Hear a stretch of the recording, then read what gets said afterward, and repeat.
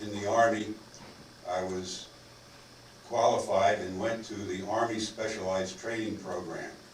So at that point, I figured I was a hot shot and destined to be a general, at least. So imagine my surprise when on April 1st, 1944, I got off of a troop train in Camp Claiborne, Louisiana, and was told that I was now a buck private in a frontline infantry company. Company K, 333rd Infantry of the 84th Division. Standing next to me at that time, and with a very similar background to mine, was a good friend of mine, Donald Stauffer, who was sitting right here today. Don and I looked at each other and said, surely, April 1st, this is an April Fool's joke from the Army. But it turned out that it was no April Fool's joke. And so, on November 19th, 44, we found ourselves in Germany attacking a couple of pillboxes in the German Siegfried Line, just north of Aachen. Company K had 200 men in it when we started the attack, and we attacked those pillboxes for 5 days, and after 5 days we were pulled back into regimental reserve and had mail call.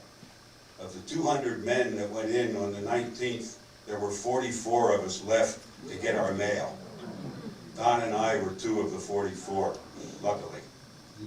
So we received replacements and moved down the line a little bit, and our next assignment was a defensive position in the town of Lindern, Germany.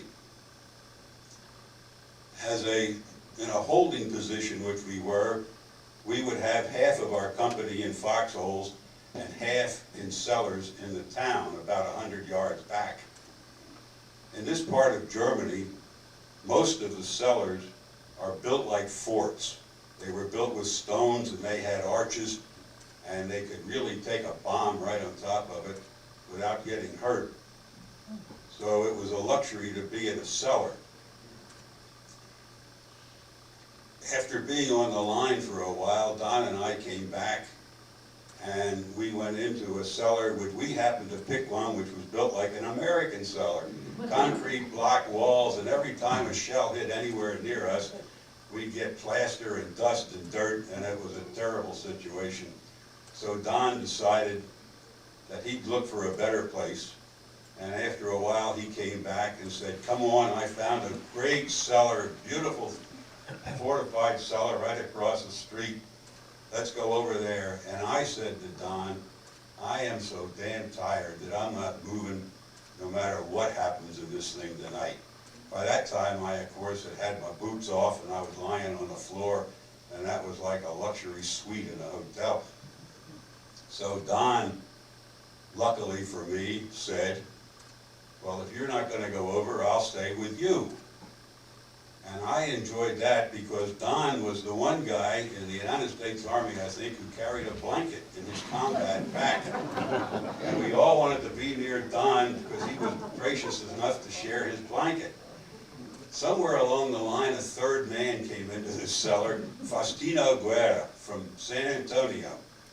So that night, Faustino and Don and I slept on the cellar floor under Don's blanket, and because he did the work of carrying the blanket, Faustino and I let him sleep in the middle where it was warmer. During the night, the unforeseen happened, and the cellar that Don had found received a direct hit in its doorway by a huge artillery piece. There were 8 men killed and a bunch more wounded, and everybody suffered from concussion for a while. Our rickety old cellar, which was falling apart, made it through the night, and we're here to talk about it today. After the Lindern, the next thing I want to talk about is K Company. We found ourselves in Belgium during the Battle of the Bulge. And it was cold, like today, only we were outside 24 hours a day. On Christmas Day, 1944, Don and I found ourselves lying on top of the ice because you couldn't dig a foxhole over there, it was too cold, manning a bazooka. And we were looking at a German Tiger tank with its 88mm gun looking at us. And we're lying on top of the ice, and after a while I said to Don, I hope you know how to fire this damn thing, because I don't. And Don looked at me and he said, I don't have any idea either. Luckily, the tank didn't move. At a reunion in the United States, well after the end of the war, we had the tank commander over here, and we learned that there was not one tank there were 12 tanks, and they were all out of gas. On the 26th of December, the day after Christmas, at noon, we were walking up the road where the Germans couldn't hit us, but this road had been cut out of the side of a hill. At noon on the 26th, I was hit with two American 4.2-inch mortars who were trying to get the tank, trying to hit the tank, which was about 100 yards in front of us. One of the shells blew Don into a ditch, and he recovered, came out, got a jeep, a medic's jeep, put me on a stretcher on the medic's jeep, and I went back to the hospitals, and Don stayed on the line. And I spent 118 days in hospitals, mostly in England, returned to K Company, landing in Le Havre, France on VE Day, which was quite a celebration. Came home and was discharged in January of 1946. Came home to the arms of my loving wife, and have lived happily ever after.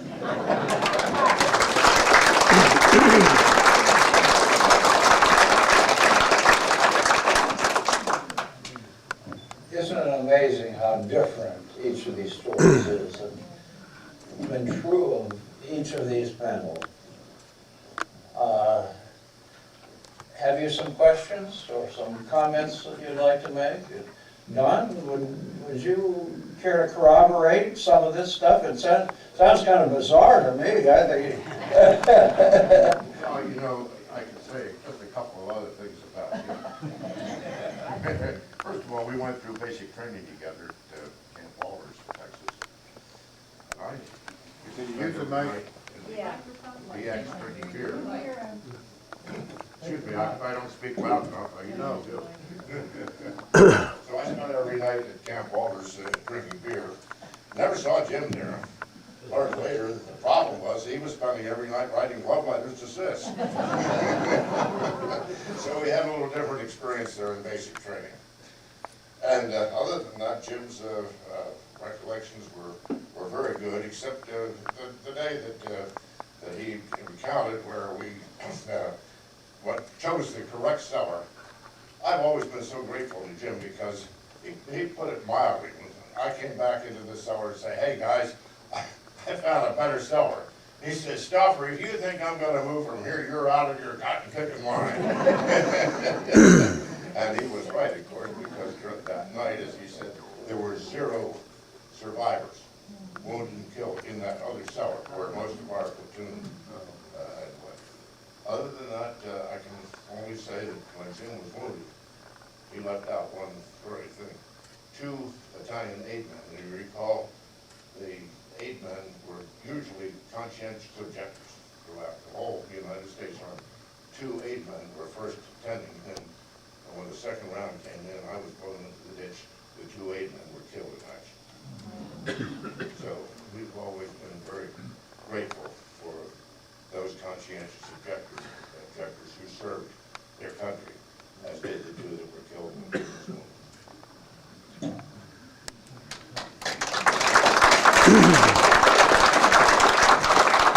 I'm convinced when your time's up, your time's up. The 3 of us were very lucky. Make it 4. Jim, could you tell us where you were wounded? In Belgium.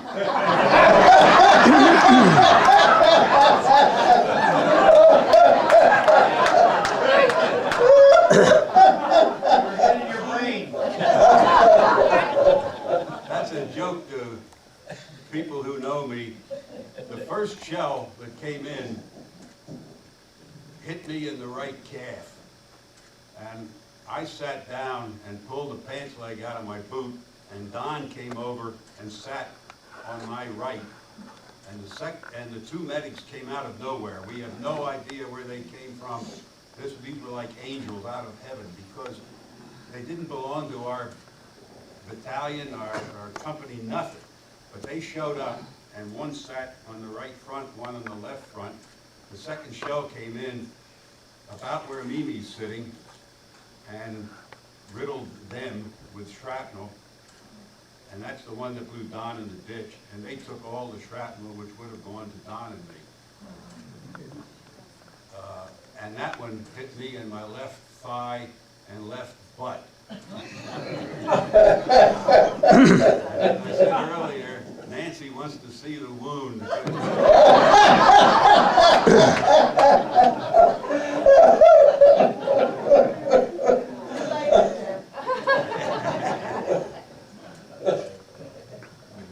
I was going to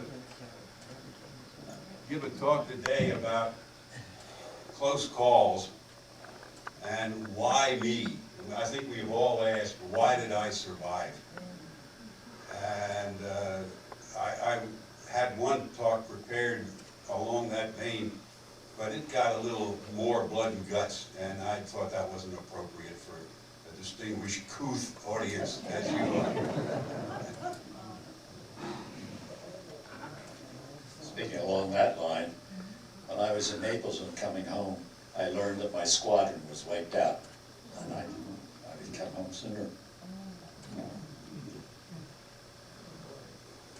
As I said, I was pretty lucky, except pretty lucky, very lucky. I had one episode that had an effect on me the rest of my life. On Okinawa, the practice there, as people bring the Okinawan people build tombs into the side of a hill, and then they believe in cremation. So inside these tombs there are shells with bowls there filled with the ashes of their ancestors. And the entrance to the tomb is pretty small.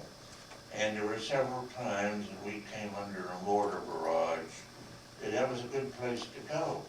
So one time I did go in there, and it turned out a mortar shell, Japanese mortar, landed right smack on top of the tomb where I was.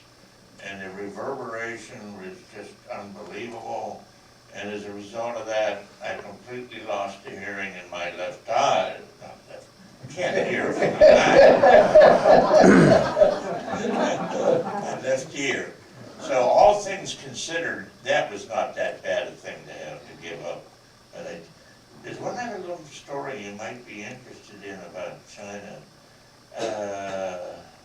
This friend of mine, lieutenant, took me around, and we went by a Chinese orphanage that was run by a group of Roman Catholic nuns. And he showed me a hole in the side of the wall, and he says, "Bob, you know what that's for?" And I know.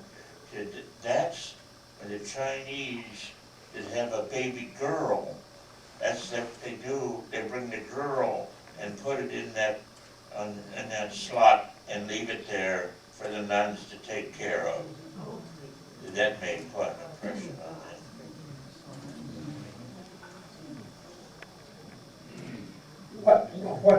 me. When each of you thinks back on your military experience, what did you take away from that meant the most to you? That's a tough question. And you've heard this before, many stories, war stories about people. And just like we've seen tonight, the thing that I took away from it was probably the most important thing to me with the buddies that I was with, was them, my friends. I had several good friends, very good friends that were killed.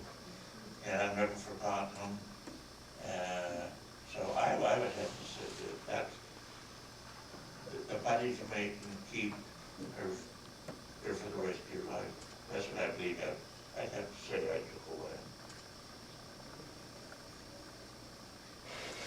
It's kind of hard too, but I guess I was fortunate enough, all I saw was smoke, in the sense that wherever we dropped our bombs, I saw no actual destruction.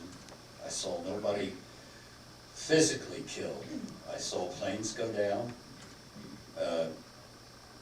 One of the things, the first day I got to the airfield, a fella always wanted to know, all the people, guys wanted to know who the new guys were and where they were from.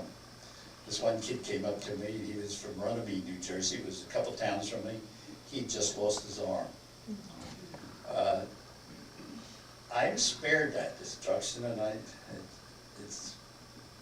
was lucky.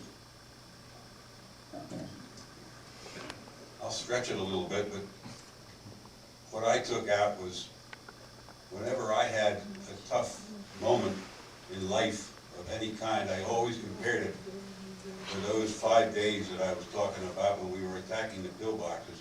They were the lowest 5 days of my life, and no matter what has come up in my life since then, I look back there and I think things are pretty doggone good right now. Couldn't be worse than that. If I might add, in my own experience in the Navy, I think the main thing I brought home and has been with me ever since is that being spared in the war made me feel that I ought to treat every day as gravy, as a gift, as something special. And I've tried to do that. And that's made my life so much richer, I think. So I thank the service for that approach to life.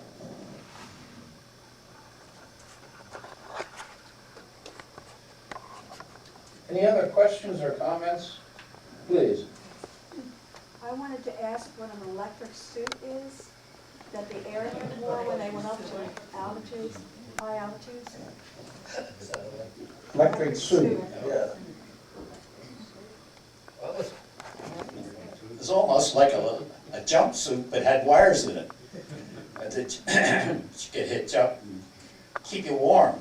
It didn't do that much, but it did help.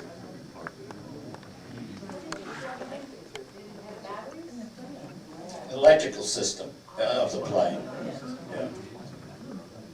One of the jobs, because it was so cold up there, one of the jobs when you're on a bombing run, you had to throw shaft out, which is just plain ordinary tinsel, but it was supposed to counteract the radar or the mechanism the Germans had. I guess it helped, but it kept us busy once in a while. We use that tinsel to decorate a Christmas tree.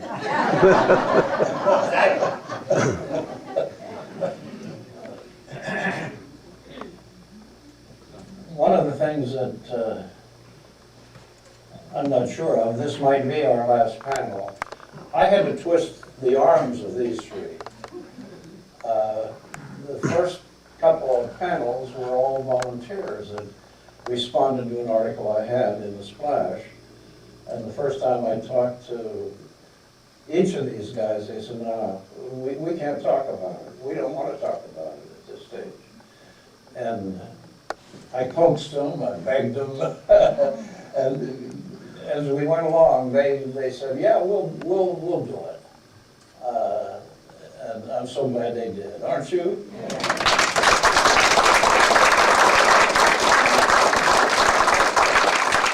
I've been flirting with the idea that maybe with these three, if they want to, or with some of the others, we might just bring them in and I'd like to hear things like, what's the funniest thing that happened to you? What's the most dangerous thing you did? What was the most interesting thing you did? My ship was lucky in that we have had, for the last 20 years, reunions. And we've done that kind of thing for the kids and grandkids of the sailors on my ship, and that's gone over very, very well. Would you like to hear something like that? Are you up for some more war stories along that line? Okay. What was the funniest thing? Yeah, well, We had a meeting last week, and Lee mentioned this idea that Lee mentioned the idea that they might ask, what's the funniest thing, and for a week or 10 days, whatever it's been, I've been trying to think of something funny, ha-ha funny, that happened in the Army, and I can't think of anything. Can you, Don? Well, you know, I wouldn't say it's the funniest thing, but it's the most peculiar thing that ever happened. Jim mentioned the fact that we both we had enlisted in what was known as the Enlisted Reserve Corps, at the University of Delaware at the time. And we had a choice. We could, when we enlisted, would you speak into it directly? Excuse me. We had a form to be filled out, and it had 3 lines on it, Lee, going Army, Navy, Marine Corps. And Lee chose Army. We didn't confer on it ahead of time, but we just happened. Not one of the people who went into the Army on this same time we went in through Fort Dix, not one ever became an officer. Now, the guys that put their name on the line, the Navy line, every one wound up an officer. And not one of them left the United States of America either.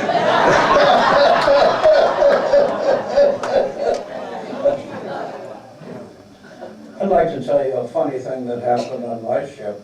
In the islands in the Pacific, when we would be given 2-3 cans of beer to go ashore for an afternoon and that sort of thing, and a couple of the guys found some monkeys that they kind of got a hold of and brought back on our landing crab boats to the ship.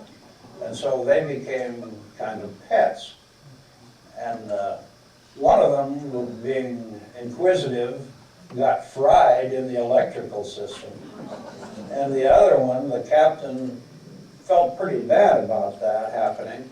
We had a great captain, and he decided what he would do would be to do some research, knowing where we were headed in future forays, and he would take the other monkey back and put him on the beach directly.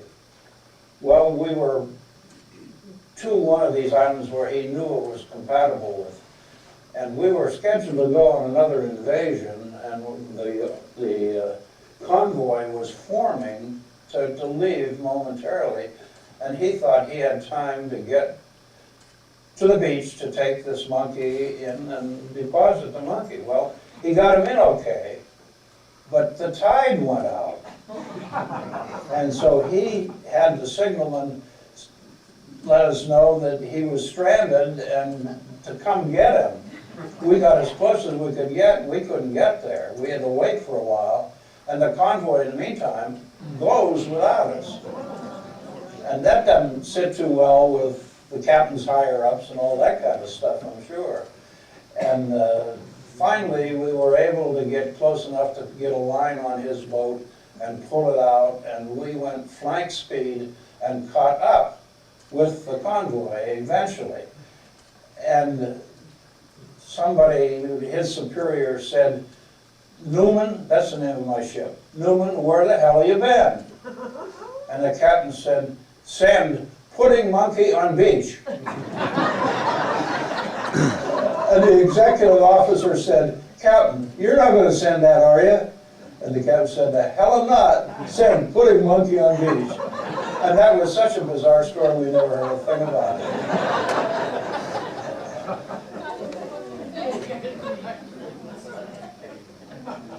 I don't have any real funny stories, but I became a second lieutenant for a night. We were in Naples, and somehow the officers got involved with some British officers, and they wanted to take us and show us the ship.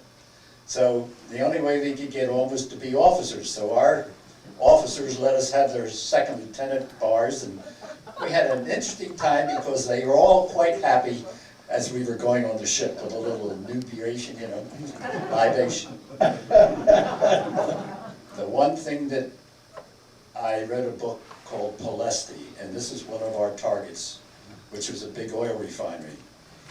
And I was on a mission to Palesti that day.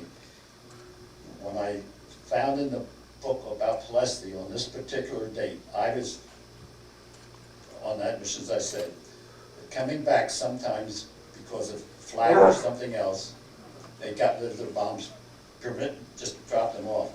And the bombs landed on a prisoner of war camp. Nobody was killed, but it darn near did. And it's one of those oddities that you find in war.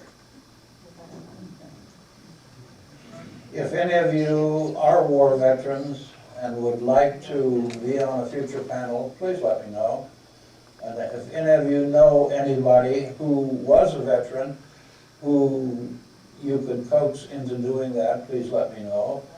Perhaps we'd run our course, and or we'll try to see whether we might do one at least on looking at these funniest thing, the most interesting thing, etc. We appreciate your being here, Don. Thanks for joining us and sharing. And thanks to you guys, you're great. And I'll buy you a drink at the pub. So, thanks for coming. Talk about drinking. We stopped and I had a beer and a half in New Orleans once, and that cured me of beer drinking. I don't know what it was, lousy beer, I guess.